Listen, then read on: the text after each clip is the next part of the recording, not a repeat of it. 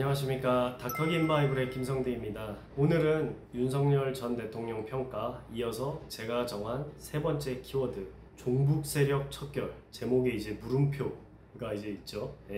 제가 이제 기사 내용을 좀 읽어 보겠습니다. 윤석열 전 대통령이 이제 2024년 12월 3일에 비상계엄을 선포한 후에 이렇게 이제 얘기를 하셨습니다. 지금 대한민국은 당장 무너져도 이상하지 않을 정도의 풍전등화 운명에 처해 있다. 북한 공산 세력 위협으로부터 자유 대한민국을 수호하고 우리 국민의 자유와 행복을 약탈하고 있는 파렴치한 종북 반국가 세력들을 일거에 척결하고 자유헌정 질서를 지키기 위해 비상계엄을 선포한다. 자, 여기서 이제 파렴치한 종북 반국가 세력들을 일거에 척결하고 비상계엄 선언의 이유 중에 하나라고 이제 윤석열 전 대통령이 이제 얘기를 하셨는데요. 자, 말은 아주 좋아요. 정말 솔직히 얘기해서 6.25 사변을 당한 우리나라에서 우리나라의 친북 좌파들, 이 종북 세력들, 윤 대통령이 이렇게 얘기하신 것처럼 아주 파렴치하죠. 이 북한의 어떤 억압받는 북한 주민들을 걱정하는 게 아니고 북한 김일성, 김정일, 김정은 어떤 이 국제 세력들의 안위를 걱정하는, 정말 어떻게 보면 이제 상식적으로 이해할 수 없는 어떤 그런 사람들이죠. 이번에 북한이 이제 우크라이나 러시아 전쟁에 이제 북한 어린 병사들을 용병으로 그냥 보내버리지 않았습니까? 이것도 정말 못된 짓이죠.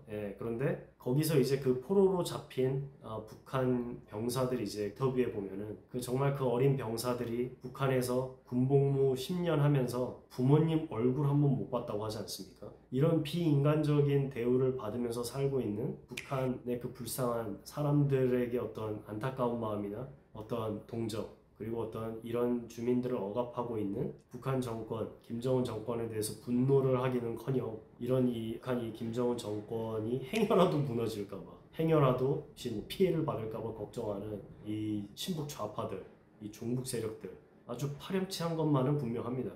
저는 소위 말하는 이런 친북 좌파들 중에서 하나님 똑바로 믿는 인간 한 명도 없다고 확신합니다. 양립할 수 없는 가치거든요. 하나님과 김정은을 동시에 섬길 수 없어요. 옛날에 교회에서는 김일성, 김정일 이렇게 이름을 부를 때 마귀를 갖다 붙였습니다. 김일성 마귀, 김정일 마귀 그랬어요. 왜냐면 하도 하는 짓이 마귀 같아가지고. 적절한 표현이라고 생각합니다. 그런데 이제 윤석열 대통령이 이렇게 말로 계엄할 때 반국가 세력들을 척결해야 한다 이런 얘기한 거 말고, 실제로 본인이 대통령 하면서 친북 좌파 종북 세력들을 척결하기 위해서 한 일이 있나요? 저는 잘 모르겠더라고요. 생각을 해봤는데 잘 모르겠어요. 뭘 했는지. 이게 친북 좌파 척결 말로 하면 되는 건가요? 당연히 힘 있는 대통령이 해야죠. 어떤 느낌이냐면, 이 축구 경기 이제 90분 동안 경기가 끝나서 이제 주심이 경기 종료 휘슬을 이렇게 불렀는데, 이제 3대 0으로 이제 진 팀에서 이제서야 이제 골을 넣겠다고 이제 상대편 골대를 향해 혼자서 전속력으로 이제 단독 드리블 하고 있는 느낌? 아니, 경기 중에 골을 넣어야지 왜 경기 끝난 후에 골을 넣으려고 합니까? 본인이 대통령 3년 동안 하고 있는 동안 했었어야죠. 친북 좌파 척결은. 그리고 솔직히 얘기해서 우리나라에서 정말 대표적인 친북 좌파 한 명을 꼽으라고 한다면 누굽니까? 저는 문재인 전 대통령이라고 생각합니다. 근데 문재인 전 대통령 무슨 일 있었나요? 윤석열 대통령 3년 하는 동안? 저는 솔직히 그거밖에 기억 안 나요. 유튜버들이 양산 가서 문재인 전 대통령 귀찮게 하니까 경호 인력 늘려준 거. 저 그거밖에 기억 안 나요. 오히려 윤석열 대통령이 문재인 전 대통령의 보호막이었다. 그런 얘기가 있는데 제가 보기에 일리가 있는 얘기라고 생각합니다. 윤석열 대통령 탄핵당하자마자 기소당했잖아요. 문재인 전 대통령. 이거 만약에 윤석열 대통령이 건재했었으면은 기소 안 당했을 수도 있다. 저는 그렇게 생각합니다. 문재인 전 대통령 같은 경우에는 사실 우리가 다 아는 가짜 북한 비핵화 사기쇼, 가짜 평화쇼 이런 거 말고도 정말 무슨 일을 자기가 대통령 시절에 꾸몄는지, 북한하고 꾸몄는지 솔직히 그것도 좀 분명히 조사할 필요가 있다, 그렇게 생각합니다. 정치 보복이 아니고요. 제왕적 권력을 갖는 한국의 대통령제 하에서 최소한 사후에라도 철저히 조사해서 잘못한 거 있으면 처벌하고 하는 게 우리나라에선 필요하죠. 그래야 다음 대통령 조심할 거 아닙니까? 함부로 안 하고. 2019년도 2월에 하노이에서 북미 정상 회담이 있었습니다. 이거 솔직히 얘기해서 어떤 문재인 전 대통령의 중재가 없었으면 일어나기 어려웠던 회담이었다라고 생각하는데요. 2019년 2월 27일, 2월 28일이었죠. 미국의 이제 그 트럼프 대통령과 이제 김정은이 베트남 하노이에서 이제 만났는데, 사실 그때 그 나왔던 이제 보도가 뭐였냐면요. 트럼프가 북한의 어떤 그 대북 제재를 풀어주고, 그리고 종전선언과 평화협정 같은 평화선언을 동시에 할 가능성이 있다. 그렇게 이제 보도가 나왔었습니다. 그런데 이제 그 종전선언과 평화협정은요, 여러분 혹시 아시는 분은 아실 겁니다. 적화 통일의 세 가지 전제 조건입니다. 그러니까 이제 북한이 막 맨날 적화 통일한다고 하잖아요. 우리나라를 자기네 북한처럼 이제 공산주의 국가로 만드는 판의 이제 꿈 아니겠습니까?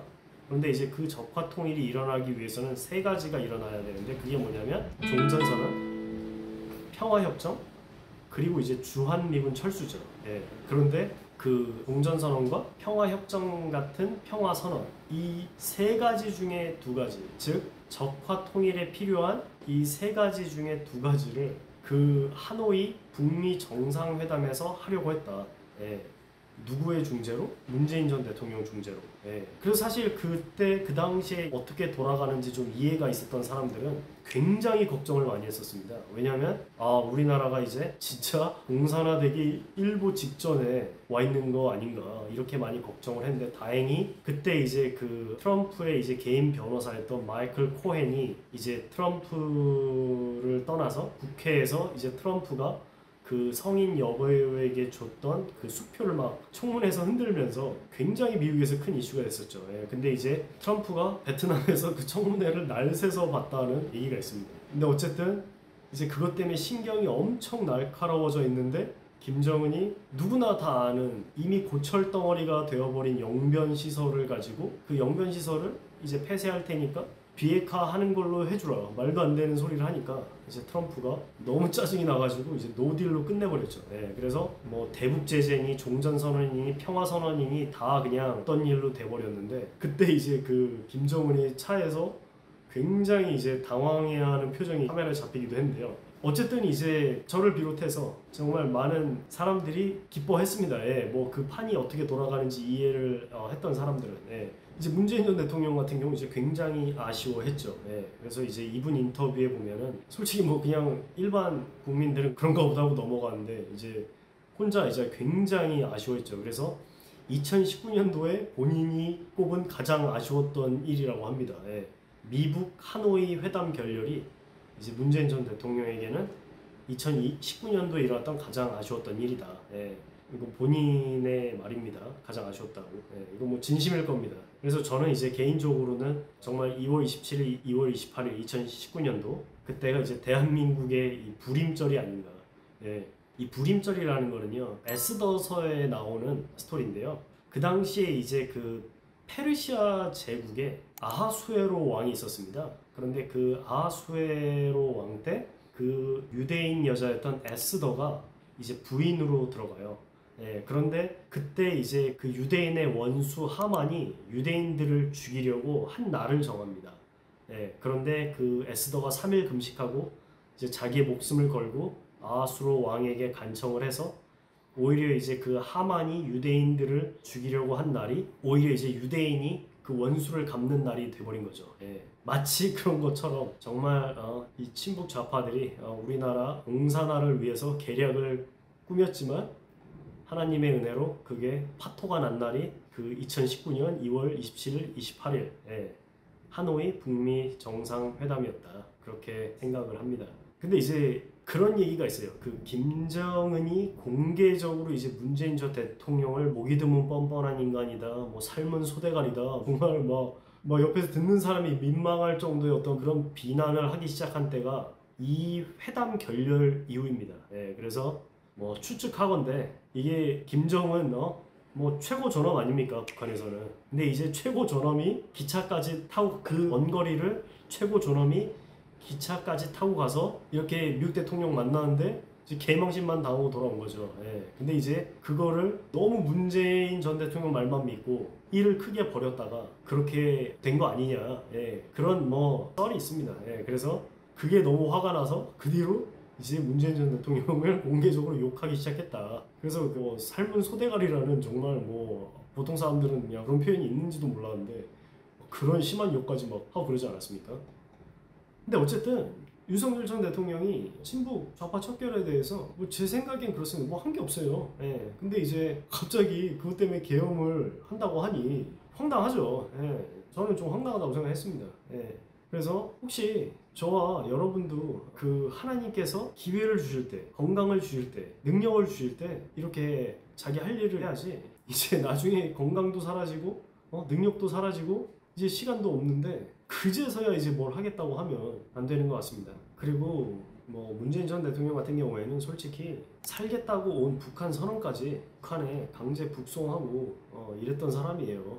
예, 이거는 뭐 솔직히 뭐 친북 좌파 종북 뭐 이런 개념과도 상관없는 이건 정말 있어서는 안 될 일이었죠. 예, 근데 그런 거에 대해서도 무슨 정의를 실현했습니까? 윤석열 전 대통령이. 예, 참 안타깝습니다. 네, 어쨌든 시청해주셔서 감사드리고 다음 시간에는 네 번째 키워드 그 부정선거에 대해서 말씀드리도록 하겠습니다. 예, 감사합니다.